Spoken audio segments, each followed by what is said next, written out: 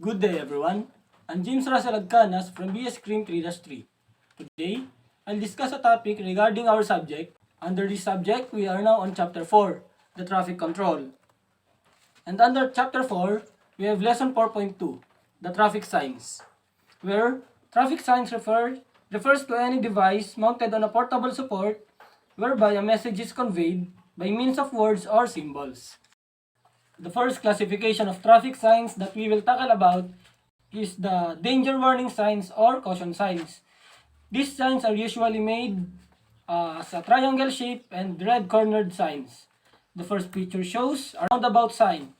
A roundabout sign is kadalasan natin makita sa mga roads or rotonda kaya ng Mabini Circle sa Santiago City and Quezon Memorial Circle in Quezon City.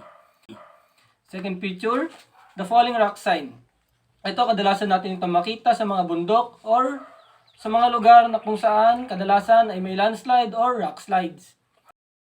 The second classification of traffic signs are regulatory signs.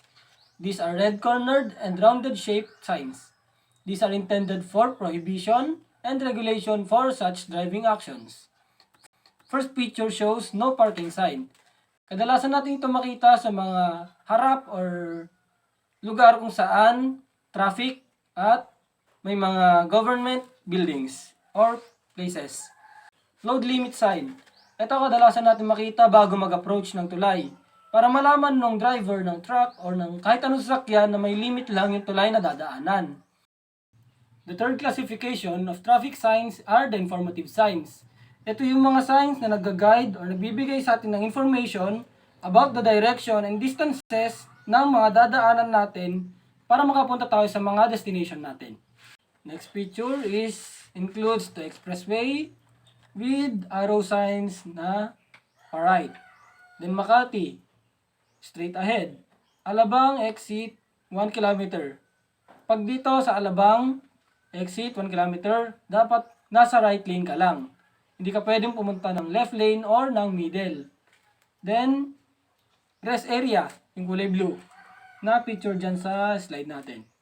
Andito, kailangan sundin natin yung reduce speed, slow vehicles, and use right lane. Ito yung pinaka-importante. Lahat ng mga sasakyan na mababagal, kagaya ng tricycle, ng single na motor, dapat nasa outermost lane or right lane lang. Hindi sila pwede pumunta ng middle lane or fast lane kasi doon dumadaan yung mga mabibilis na sasakyan. And thank you sa panonood mga buddy. Hanggang sa muli. At laging tandaan, ride safe and drive safely.